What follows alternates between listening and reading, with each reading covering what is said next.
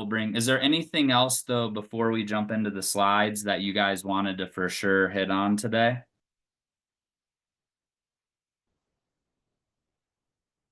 No? Okay. Well, I will jump in here in a second.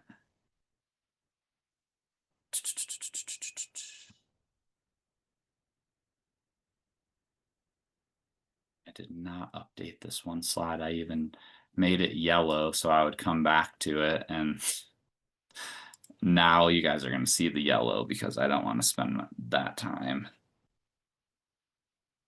Spend your time updating it because it's not super important. So, all right, let me get going here. Okay. Everybody see that? Can you guys probably see the presenter view and not the one that I want you to see. All right. Everybody see it okay now? Non-presenter? Okay, cool. All right. So I think most of you on the call here already know who I am, so I won't bore you with those details. Um, this was the one that I had meant to update, although I don't think there's a ton of differences. I do think there's some interesting information in the quote unquote normal data this month. So I didn't feel like I needed to go run and find a bunch of other weird things because really I think there's a lot going on from a change perspective. So we'll dive into that. As always, though, like I said, if you guys have specific things that are on your mind or general pieces of information, not to say that I want to like wallow in misery loves company, but I think it is a little bit, there is value when we can tell our sellers or buyers, whichever one would be benefited by the information, that, hey, like you're not the only one that's feeling this. Obviously, we try to use data to do that. But remember, obviously, data is always backwards looking and often weeks or months behind today. And so, I think it's always good when we can create an environment where we can kind of mastermind as a group, but also share. We didn't have great activity this weekend either.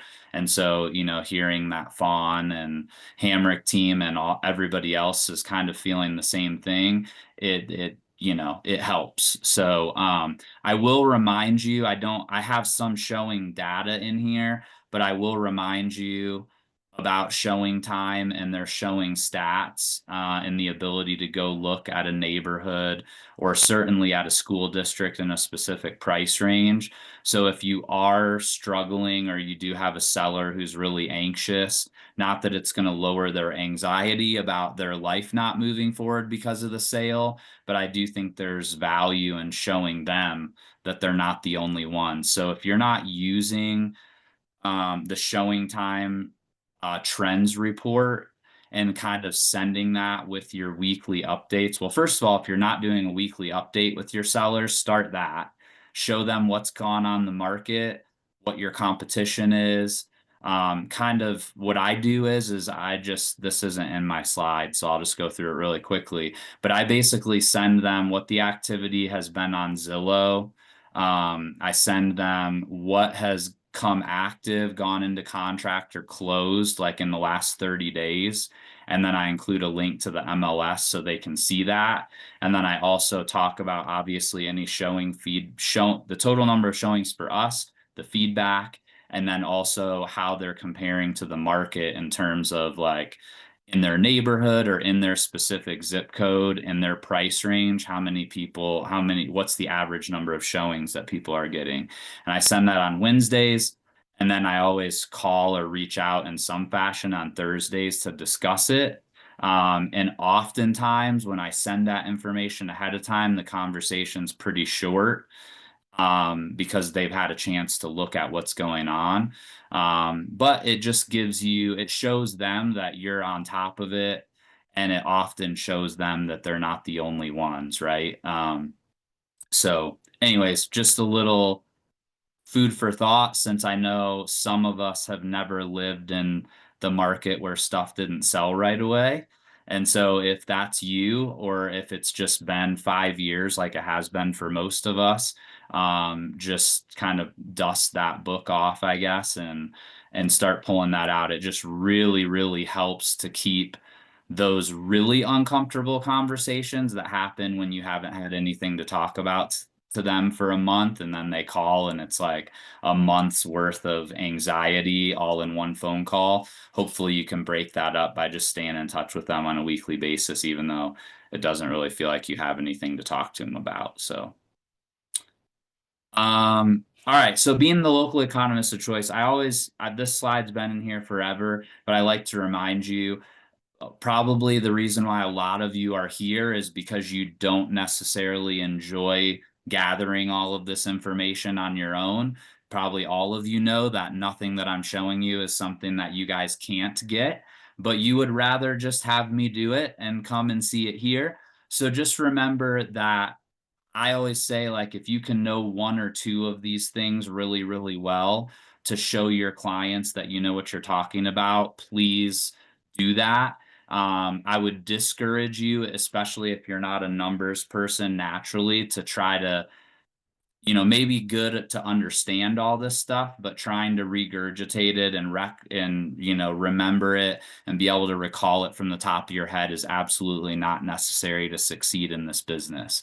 So my goal out of this is generally to let you know what's happening, both in economically, most importantly in the real estate market. But like I said, pick one or two things, know those well, and you'll be just fine. All right. This is probably the one thing I would tell you, that if you're going to know anything, know interest rates, because they are the story. I have a slide that's actually at the end, but it kind of shows the impact on interest rates compared to mortgage applications. And it's just, there's no argument from the perspective that when we have lower interest rates, we have more mortgage applications, more mortgage, for the most part, you have to apply for a mortgage before you can go buy a house. And so higher mortgage applications typically mean either more buyers are in the market or they're getting ready to come to the market. As you can see, we're at basically 12-month lows for the most part when it comes to interest rates. So today, actually, I just saw before I came on that Mortgage News Daily adjusted their average down to 6.25 this morning. And so we're officially at 6.25 on an average. But I do know that I've seen a couple of rate sheets over the weekend, which I didn't put one in here for some reason.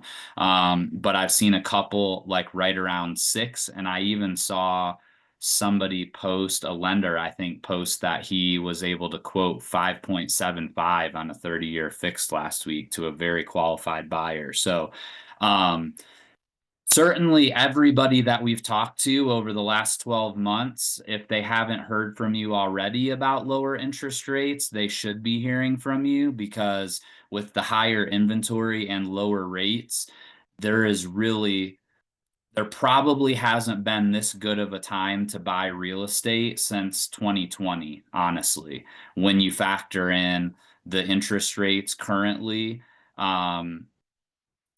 Actually, let me take that back. Definitely since mid 2022, obviously because rates were so low during the pandemic, but compared to the inventory versus the interest rates relative to where they've been, it's a really good time.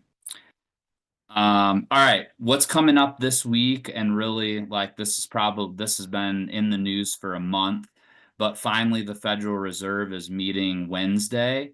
They are expecting to cut rates. Now, quick reminder, I talk about this, I feel like, every month, but remember, just because the Fed drops rates does not mean that mortgage rates are going to go down.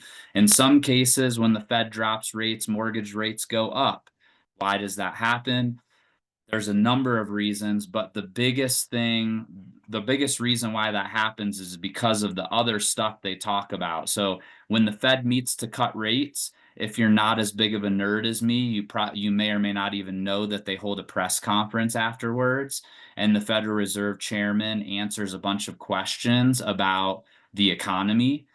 And one of the things that's happening at this meeting is what's called a dot plot. Basically, in general, what that means is that they're going to tell, each member does it like individually. It's like, you can't look at my answers kind of test. and they all have to say where do they think interest rates are going to be over the next, I think it's 2 years. And so they plot out like in September, they think that rates are going to go down. In November, they think rates are going to go down again, et cetera, et cetera. And so they kind of forecast what they think is going to happen over the next 2 years. And if they think that the interest rates are going to go down a decent amount, that typically signals economic weakness. And so sometimes that's the reason why long-term rates will go up because they'll get worried about other things that don't involve the Fed funds rate. So I probably already went deeper than most of you probably care about. But the big reason why rates are going down is because of job growth has slowed substantially. Like over half of the jobs that were reported as new jobs over the last 12 months were just basically said, oops, we made a mistake. Half of those were not real. And so that's a pretty big change. But there are a lot of variables going into this stuff right now, from immigration to obviously just the overall strength of the economy. And then also, if you remember from when we talked about the Fed's two, like what they call their dual mandate is maximum employment, but also low inflation. And sometimes those two things go against each other. So obviously the tariffs have had them worried that inflation is going to go up, but at the same time, the jobs market is getting weaker. And so now they have like that tough decision to decide which one is most important. So anyways, all of that say rates are probably going to get dropped down a quarter of a point on Wednesday, but they will also tell us what they think is going to happen later. I've been pulling consumer confidence into things for the last couple of months, and that's primarily because, in my opinion, there's probably almost nothing more important other than maybe interest rates that go into whether our business is really good or not so good. I have two things here. This is a survey that the University of Michigan does every month. And this has to do with how much do they think prices are going to go up over the next year and then in the next 5 years. But this is the one that's most important, is consumer sentiment. So if you remember, we talked about this like back in April when the tariffs went into effect. Consumer confidence really went down. Obviously, it had been going down slowly, but then it really bottomed out. And then people started feeling better about things. And then now we're kind of back on a downward trend. Why exactly that is hard to peg, but all of those things that I mentioned in the last slide can certainly come into play. So if you guys are feeling a little more uncertainty with your clients, it's probably because everybody's feeling a little bit more uncertain when it comes to the economy. So I find that consumer sentiment is probably the best indication of real estate activity that you can pay attention to. And unfortunately, this year in April and May, which are typically our two busiest months of the year in this industry, consumer sentiment was at its lowest point. So I think that definitely led to bigger growth in inventory than we probably would have experienced otherwise. National numbers. So active listings have been relatively flat the last couple of months, which is, a little bit different than what we had seen over the last couple years. So, but now we are seeing a flattening. We're seeing that also at the local level, which we'll get into in a minute. But this is definitely an indication that probably we're not going to see a lot of downward pressure on prices. If this were to continue going up, I think it would be a little bit more worrisome that we could see a little bit more of a downward pressure on prices. But right now, it is flattening out. I would expect it to start kind of trending downward as we go into the fall. Total listings. So this is the active listings plus the ones that are in contract are also trending down. If you see, it's not super normal. Typically, the inventory peaks more like the June or July. This year, It looks like we did see it peak in June. But locally in most places we actually saw it peak in May. So I think this is starting to come out in the numbers that there's probably a few sellers that are like, hey, I'm not listing because things are soft. Um, and so we'll see. I would be interested too in what you guys are seeing locally. So maybe we'll come back to that. Pending sales are down a little bit year over year, not a crazy amount. And that's obviously on a national basis. Days on market, we are inching closest to the most days on market from a median perspective since pre 2017. We're basically like tied with 2017 right now as the top for August, which is extremely interesting. So really, just like we've been talking about, it's really led by the fact that there are just fewer buyers in the market, and a lot of that has to do with sellers that have low interest rates that want to buy but don't want to give up their rate. And then also just the uncertainty in the economy. I think all of that combined is leading to higher days on market.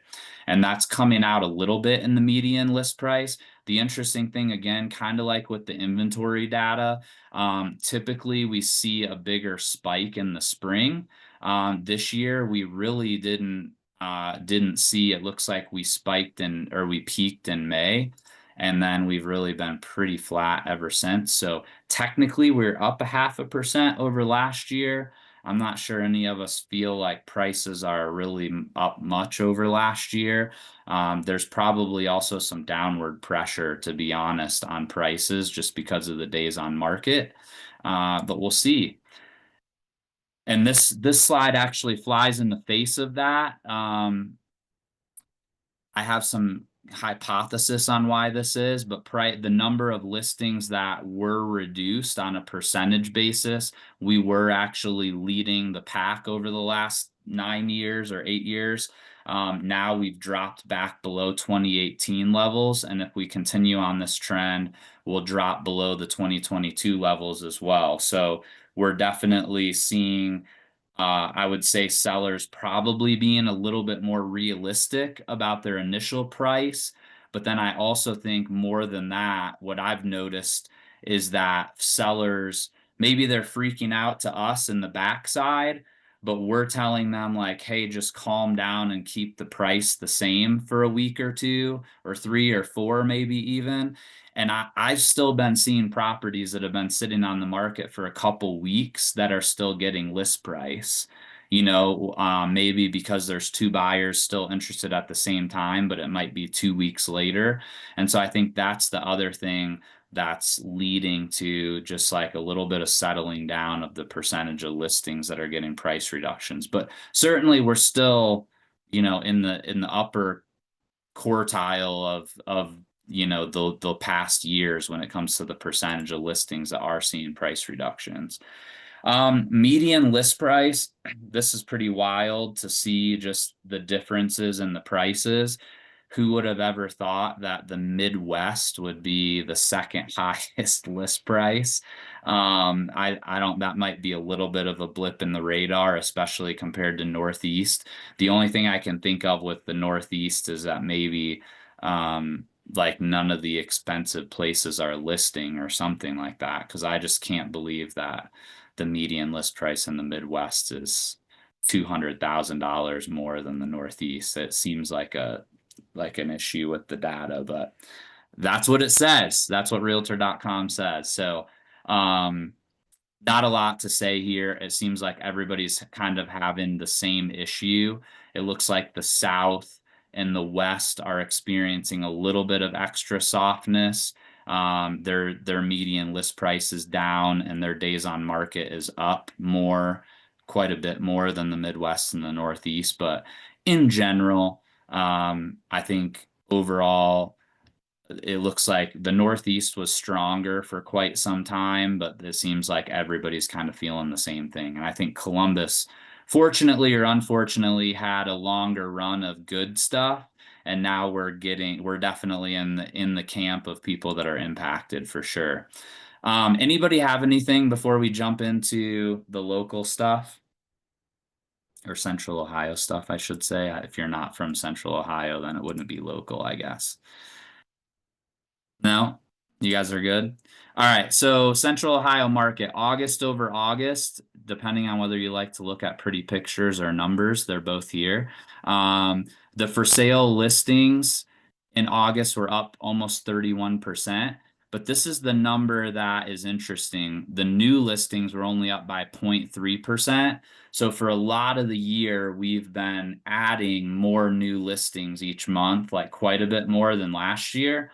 In August, we were pretty much the same. It looks like it accounted for 11 more listings this year than last year. But then the interesting thing is the sold number went down compared to last August, which is that's the number we always want to see grow because assuming everybody on here is a real estate agent, you cannot get paid when a house doesn't sell. So seeing the sold numbers go down, that's definitely a little bit of an alarm with regards to just, again, overall buyer activity.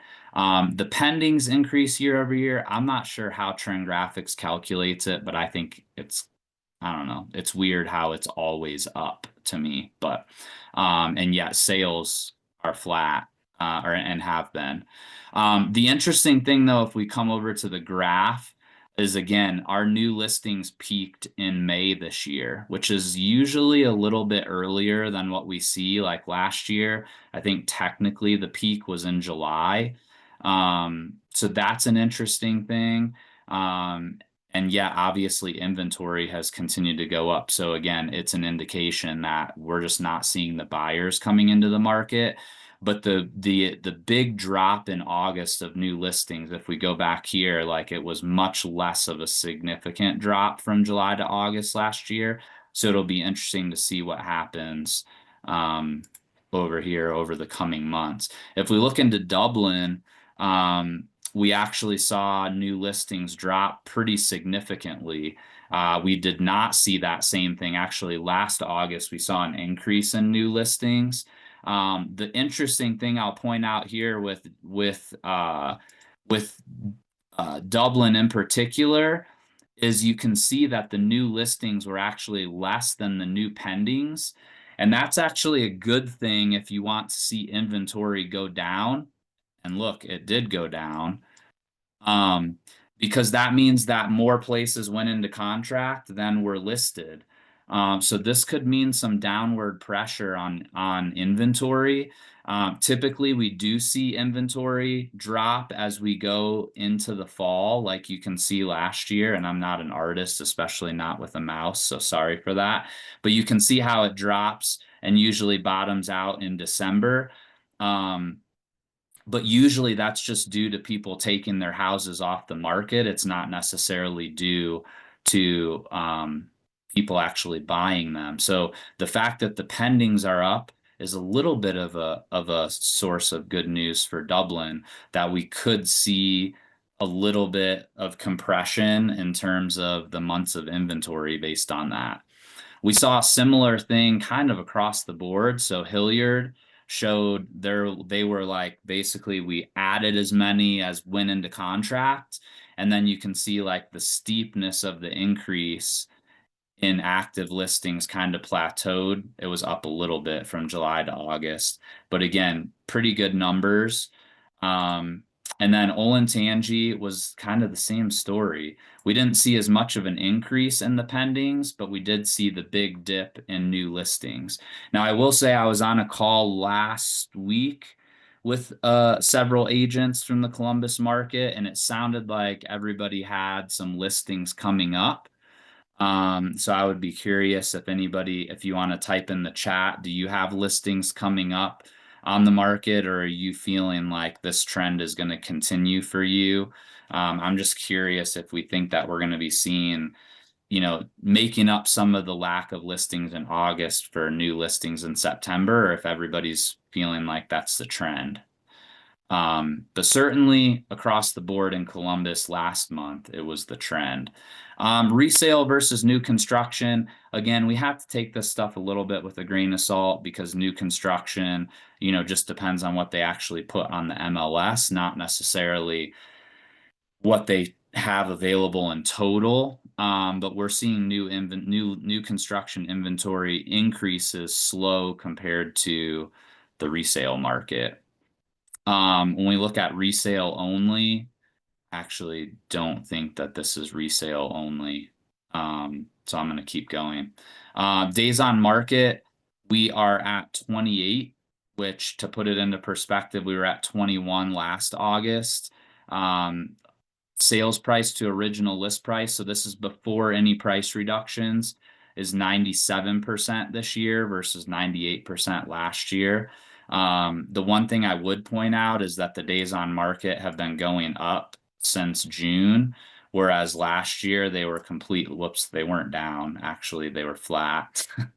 Um, but yeah, so it'll be interesting to see. Hopefully, we don't see this trend continue as much as it did last year, but we'll see. I think with lower rates, I still am holding out hope that maybe a little bit of bad news from the weekend or from last week or whatever kind of kept the lid on things, and that the lower interest rates are going to help impact us a little bit on the positive side.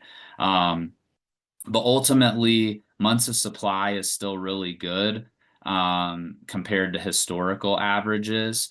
Um, However, when we look at the last few years, we are kind of in some new territory. If you look at things on a quarterly basis from in the resale market, you can see that we really have not been this high. You have to go all the way back to the first quarter of 2017 in order to have seen this much inventory when we compare it to closed sales. So again, if you're feeling like the market is slow, if you have not been in the business since 2017 or before, there's a reason why you're feeling it's slow, and that's because it's the slowest that it's ever been. New construction is a little bit less historical, I would say, from an inventory perspective. But again, I want to point this out, and we've talked about this a lot. But remember, from a historical perspective, a balanced market is 4 to 6 months of inventory, and we're still in the resale side at 1.8. So we're still in a healthy seller's market. Um, it's just a lot slower than it has been the last few years. So if you're licensed less than 8 years, then that's probably why it feels really slow, because it is compared to the last 8 years. Um, Active prices, though, like this is the one thing that is a silver lining if you're a seller, is the fact that prices just have not caved. I mean, I don't know about you guys, but I've been seeing some sellers willing to come down in price. But man, it's like it feels like every time you're about to get a really good deal on something, another offer comes in. I just had it happen. I had an investor, and it was like the perfect situation, and the seller was willing to come down, and we were like right there, and then another offer came in with an owner occupant who just like probably paid 15,000 more than we were going to pay, and so there's just still very low inventory. And so if you have a property that is in demand, it's still I still feel like every time you think you're about to get a good deal, another offer comes in. At least that's what I've been feeling lately. I don't know about you guys. So active prices in August were down 0.5%, but sold prices were, boy, that was even worse. Sold prices were still up 4.6% compared to last August.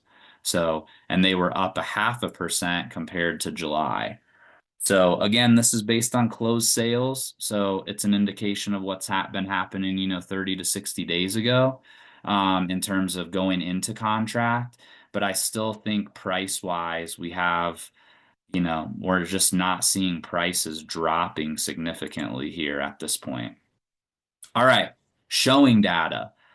Very interesting stuff.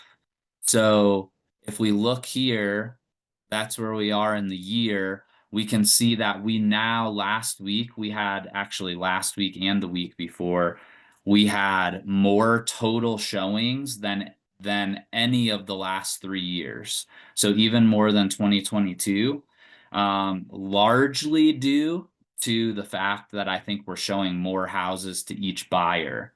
So unfortunately, for the last few years, this data has really been an indication of buyer activity in the market. But I think this is really just showing that each buyer is looking at more properties. And so that's what we're seeing. So if you're feeling like you're showing more, you are. The reason I know that is this graph, because the showings per listing is still less than last year, which if we go back to this graph here, last year was the orange line, and that was kind of one of the lower points. So, or the lowest in the last 3 years. So we're definitely we are though catching up, if we just are flat for the next week, I think we'll be even with last year. So again, I think that there is some increased pressure. I'm just not sure if buyers just aren't making buying decisions. And this is how I know that there's increased pressure. So the week over week change in purchase mortgage applications nationwide was 6.5. Look at the year over year change. 22% more people applied for a mortgage last week than the same week in 2024. That's a big deal. Now, this is probably very much a leading indicator, meaning I think nowadays most people are going to apply for a mortgage, before they start looking. Maybe not everybody, but a lot of people, especially with the rates being higher. But that's a really good indication. So if you've shut down your lead gen for the year, this is your cue that now is not the time to shut down lead gen, because there's 22% more people interested in buying right now than there were last year at this time. That's a big number. So hopefully all of you with your cameras off are getting excited and smiling. Fawn is the only one in my camera, and she's smiling. So, and has awesome hair. It's like out of the frame. I love it. It's like what mine looks like when I don't have a hat on. So I love it. Um, all right. So yeah, change over change. And then the big change is refi.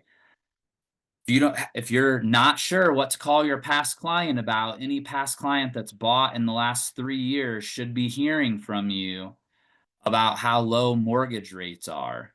If we look at this, I don't have a dot line across it for the mortgage rates, but there's only been a couple of times since really 2022 when rates started going up that we've been at this level. So basically anybody that bought like after May of 2022 should be getting a call from you, at least talking to them about the fact that we're at low interest rates. And if they have good credit, they should at least reach out. And then don't forget to remind them that most lenders over the last 3 years have been offering a free refi if you come back to them.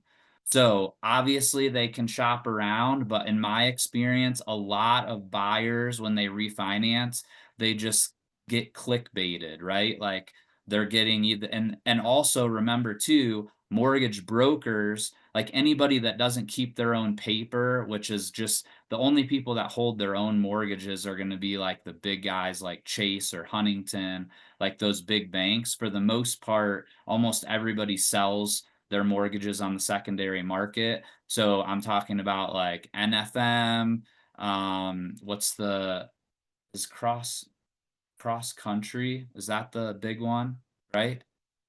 Why am I having a brain freeze? Anyways, all of the big lenders, typically once you close, you're going to be making your mortgage payment to someone else.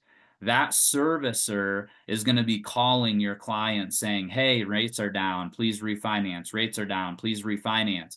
But the thing is, that servicer is not the one that offered them the free refinance. It was NFM or whoever you went through initially. And so, I mean, it can be a savings of a couple thousand, maybe even more on the lender fees for them to do that refi. So just make sure that they're remembering that, and it's an excuse to reach out to them. So, But again, the purpose of this is to remind you that activity is definitely correlated, whoops, between the this is interest rates up here and mortgage applications are down here. When mortgage applications are down, or when interest rates are down, applications are up, right? And it happens on a smaller scale too. So they're inversely related. So as mortgage rates go down, you can see the number of applications goes up. You see it happen at each section here, right? It changes.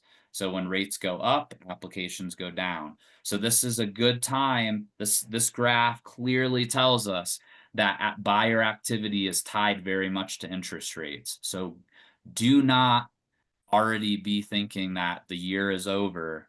Go get your unfair share of the 22% more people that applied for mortgages last week compared to the same week last year.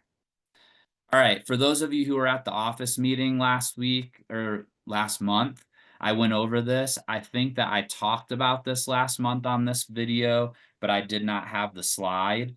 But this is just another graphical representation of the fact that the issue with inventory is not because we have so many houses on the market. The issue with inventory is that we have so few buyers in the market. Okay, so just understand that if we see interest rates go down and stay down for any period of time, we can eat that inventory up really, really quickly. And then we're right back to where we were. So, yeah, so long story short, 2008 is not coming again as the data shows right now. Lastly, the rental market. I think most of you know I have a property management company now, so I'm more in tune with this than I used to be. But average rent is up a little bit. Again, if we look at the seasonality, it's kind of right in line with last year. So I'm not really sure why it's going up in the fall though, because typically rental season is here. But it is going up just like it did last year. So we'll see what happens there. But overall, I would say this is what I'm seeing too, that rental prices aren't going up a ton, but they're also not going down here in Columbus. And I think, again, if you have investors that have owned properties for a long time, or if you yourself own properties, or if you're representing an investor who's buying a property and has the seller has owned it for a long time, just know that if they've long owned it for more than a couple years, most likely the rents are well below market, and there is room to raise rents that have been the same for even just a couple years. And certainly if they've been very similar for the last 5 years, there's a lot of room. And so you can find deals with investors where properties are way under market on rent. And if you're willing to pay, understanding that rents are a lot higher than they were 3, 4, 5 years ago, there can be a lot of built-in value to go in and raise rents. And that is where we see a little bit of stress, I think, in the investor market, because usually investors are doing something else with the money and they may be more willing to make adjustments. Sources, same ones I've been using. I need to get Michigan on here too, since I've been using that, but I sourced it on the slide. All right. Anything else that you guys wanted to chat about? Questions, comments? I would love to get your feedback on what you guys are seeing if you weren't here at the beginning. Hi, Troy. It's Stacy. How you doing? Doing well. How are you? Good. So I'm having an issue. I've got a listing that's not getting any activity, and we've done a couple price drops, and I've looked at the other homes in the area as well, and it is not, and reached out to those agents. They're not getting activity either. The home that my clients are in contract to purchase, that agent keeps saying, I want to see another price drop. I want to see another price drop, which if I was getting activity, in my way of thinking, if I was getting activity but no offers, then I would suggest. But at this point, I'm like, do we do that and still not get activity? Or I don't know. I guess I'm just curious what other people are thinking about that at this time. I mean, I have an opinion, but what do you guys think?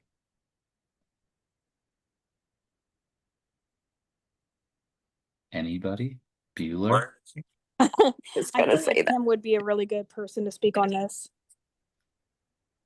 Kim, are Who? you there? Kim Hamrick. She's on here. Kim, are you there?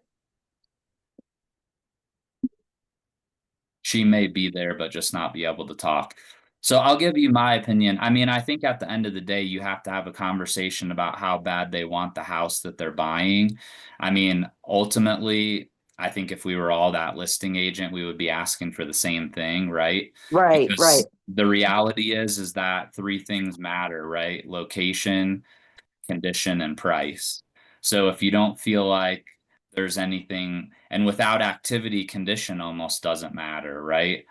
So really Mhm. what you're trying to do with the price is position yourself to be, especially if no one else is getting activity either, you need to represent a bargain so that when the next buyer that is going to buy shows up, that there's no question about which one is the better value.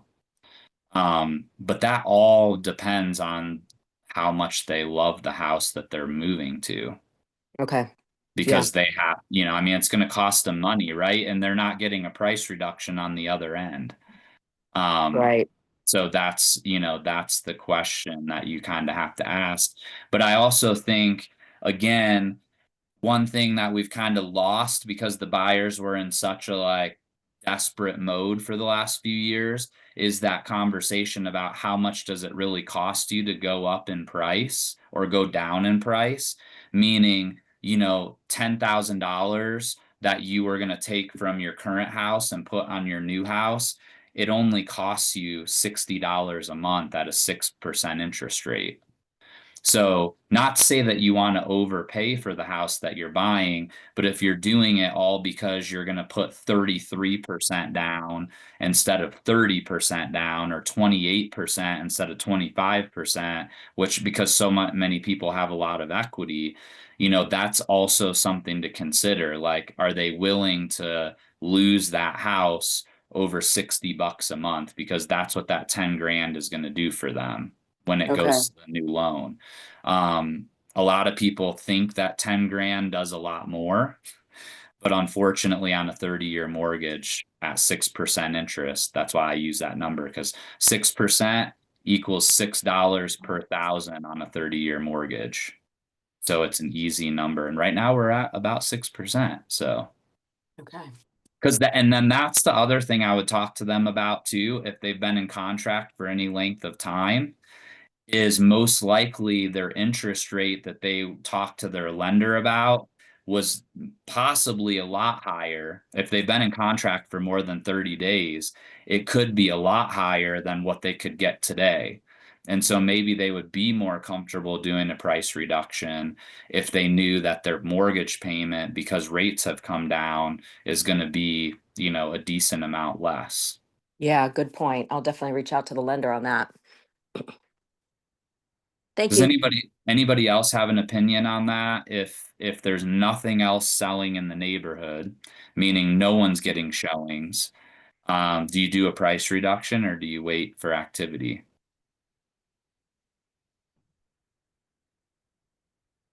Kendra, are you around? You always have an opinion. It's funny that you said that because I just unmuted myself right before you called me out. I was being quiet, but Stacey, I've got the same thing. Our Donegan Way listing in Hilliard, we've had awesome open house traffic. It's an Epcon condo. It's a two-bedroom floor plan, minimal cosmetic issues, but only one condo has gone into contract since we listed. I think we're at like 42 days, but it was 50 some thousand dollars more. And I actually talked to the listing agent and I said, "Hey, how'd you get in contract?" It was just trying to get some feedback from him. And he said that, he only had a couple showings, but it was a completely different floor plan. It had a sunroom and three bedrooms. So I I don't want to drop the price because we've got good activity. No one's complained about the price. Um, and nothing else is getting in contract that's in this price point. Yeah. So I'm holding for now. Okay. Okay. Yeah, and I think ultimately it depends a lot on the seller's situation, right? Like, for example, I would recommend the same thing as Kendra if you're not contingent on the sale of a house.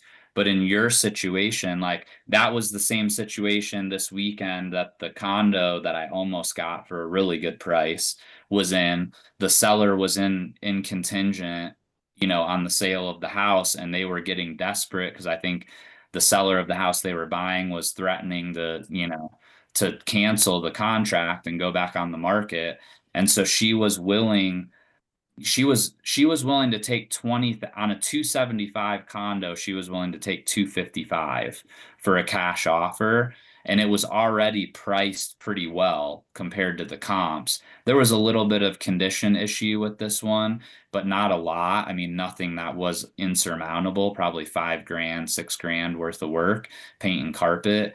But she was desperate and she was willing to do that. Now, another conventional buyer came in and was willing to pay more, and so that's why they ended up getting more, but they also were doing inspection and stuff. So long story short, though, they were willing to come down 20 extra grand, but yet had they reduced the price down to 265 instead of 275, they might have gotten multiple offers, from serious buyers. And so that's my only thing that I would tell you is that I so often you see like these houses that have sat on the market for a while that end up accepting an offer that's quite a bit below what they were listed for. And it's like if your seller's willing to go down a lot in price, I think it's really dangerous to not do it, to not reduce the price, because you might be leaving a decent amount of money on the table by not exposing that to the whole market. That's just my opinion, though. I don't, if somebody else disagrees, please disagree with me. No? I It will. it Kendra, makes sense. Get the exposure. because you might have a buyer that's considering that area, but it's not their number one choice, but they would buy something if they felt like they were getting a deal. And if Right. you wait until somebody's interested and then they come in 30,000 below list price and you sell for 20,000 below list price, if you would have dropped it 15 grand, you might have had multiple offers. I don't know. What's your thought on that, Kendra? I see what you're saying because yeah, I get that. But I was actually gonna go into something else real quick. Yeah, shoot. I have a buyer that I've been working with for a year. He's written on 6 properties, cash, and he's lost every single time. Kind of competitive offers. I'd say one time he was kind of squirrely and did like a really low ball thing. But because of those experiences, one came on the market last week, day one on the market. We were there for 2.5 hours. We went through the blueprints that we found in a drawer in the basement. So 2.5 hours. We submitted 7-day closing, no inspection, no remedy, 10,000 below asking, no appraisal, cash, $5 million proof of funds. The seller declined our offer. And I think I've learned this from Tim Real, just counter everything, counter everything.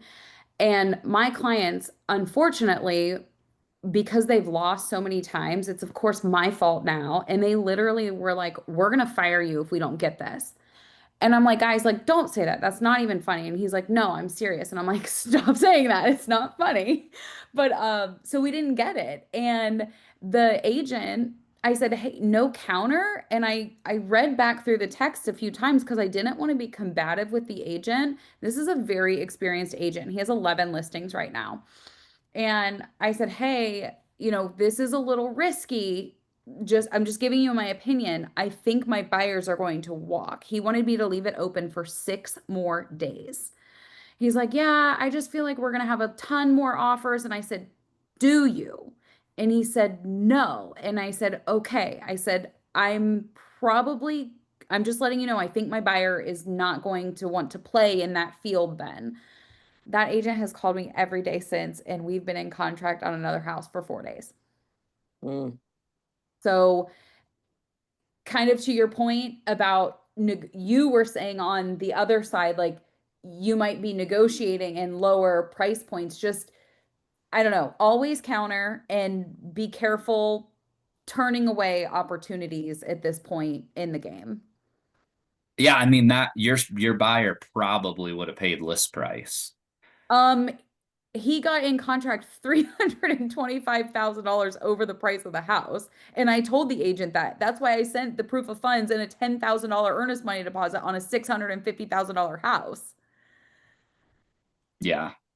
So Yeah, just I mean, always counter. That's a great, again, for those of you that haven't been in the game, or I mean, for all of us, it's been a while, right? Since we've been in this market, even if you've had your license for a long time, but always counter. And, like, even if it's a low ball offer, just send a list price counter and keep the conversation going. You never know what's going to happen, but 10 grand in this market, you're sure you're going to get a bunch more offers this week. That's a joke. well, they're not pending or contingent yet, so Yeah, they're not laughing, guaranteed. We'll see if that gets canceled here momentarily and they have a new agent.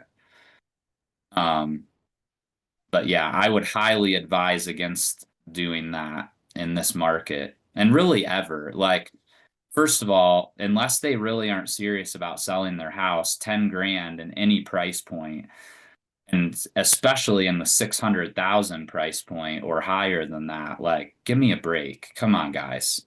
Let's figure this out. And for an all cash 7-day close, whoo, Yeah. that seller is not happy. I have a question. Is there a way to look up data in like how many buyers are in Hilliard specifically or in Dublin? Is that like too hard to capture to help like for those that are talking about they don't have any activity? Like, is it a Yeah, situation where I you can would look and say see? I would say the best way would be the showing time report to look at, and if you narrow it down by price point and school district, you can see like a showings per listing number. Obviously that's not an exact number because of the fact that somebody could have looked at it twice, right? Or if somebody sets up a showing when they're doing an open house, like those types of things can throw off those numbers a little bit, but it'll give you an idea of what that looks like on a weekly basis. Does everybody know how to do that? I would actually like, for anybody, powers that be that are listening, I would love to request a class for showing time. It's been a while since I've taken a class on that, and I know they've done a lot of updates, and I'm not, honestly super great with it. And I feel like I could use a refresher and to kind of know more about the different things that you can utilize there. If you email me, I can at least send you a Loom video of how to look that up because I made one. And then we can Awesome. try to get somebody to teach a class on showing time. Awesome. Yeah, thank you. But it's really quick for those of you that don't know. I'll share my screen really quick and show you guys. If you go in showing time up along the left here, you've got reports. You click on reports, it brings up this, scroll all the way down to the bottom to the target market analysis. And it's loading very slow for some reason. There we go. It brings up this screen. And so you can select the date range of like 1 week and do Dublin schools and do your price range, let's say 600 to 700. And then change the increment to, I like to do the smallest possible. You can do auto. Beds doesn't really do much for me, but you can change the property type, so you can do single family instead of including condos, because there sometimes is a difference. That was a bad one because it's 0. But let's look at the whole market. You can see, so across all of Columbus between 600 and 700 on freestanding properties, not super exciting news. Although I'm wondering about the single family thing. I don't know why they have 700 choices. Let me try doing single family. Oh no, that's not it. When they changed all these in the MLS, I can't remember what they're calling them. Is it single family freestanding? Is that right? Oops. I think they have a couple different ones. Single family freestanding, single family detached wall.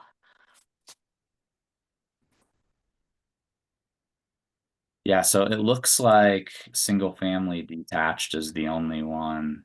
Oh, now nothing's coming up. That must not have been the one. Single family freestanding, that was the one I had clicked on. All right, so this gives you an idea though. So you've got the total showings, but then this is only showings per listing is only 1. So this is showing, like when it says showings per listing and there were 3 total showings, that's showing you that there's 2 listings at that price range. It just doesn't seem right. That seems very low for that price point.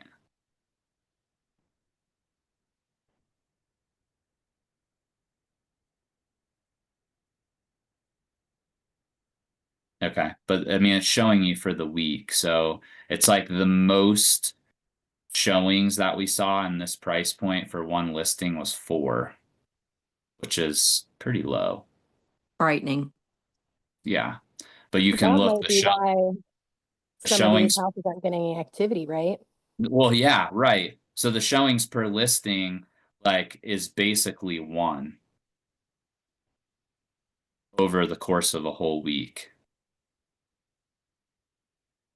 And yeah, the seller, actually the weekly average, it was right there for me. The weekly average is 88. So if you go do this instead of auto, you do like 100,000, then you can really see what the average is. So the weekly average across the board was 14, but the showings per listing is only like 1 to 1.5. Oh, so I have an idea for the people who are asking if they should stay or drop. What if at the price point that they're thinking about dropping to and see if there's more activity, like see how far you have to go to get to a bigger bulk and activity? Does that make sense? For sure. And that, I mean, I would say that's what we used to be able to do, but because there's such low activity, it's kind of harder to do that because like if we go back to this view really quick, like the weekly average in all of these price. So like let's say that I was priced at 330 right now, or let's say I was priced at 350 or 360. There were 0 showings over the last 2 weeks, right? Like where would I drop to? I mean, you have to drop all the way to 330, I guess, to get this 4.2 showings in a week. But there's like, this is telling me that there's nothing you can do for $20,000. So that's like an 8% price drop. So long and short, activity is just very low. And especially on a per listing basis. So I would just, again, I think the bigger conversation is now turning to, if you need to move quickly, how do I make myself be the next house that sells? And so the way that you do that is if you have a cosmetic thing that needs taken care of, obviously doing that is way less than a $20,000 price drop, or you have to drop the price to make sure that you're the best value in the area. But I would also open up my ring as well to Stacy's point earlier, when nothing in the neighborhood is getting activity, you might have to open up what you're comparing yourself to, meaning in all of Dublin schools, you know, how does every house look that's listed between 400 and 450? How do I compare to all of those? Because most likely buyers are looking in all those neighborhoods, not just the one neighborhood, right? So, all right, well, it's 2:05. I've got to jump. I appreciate you guys. Email me at troy@marshhomegroup.com if you guys want the slides, and we'll get those out to you. Have a great Thanks, Troy. have a great week. Thanks, Bye-bye. Troy.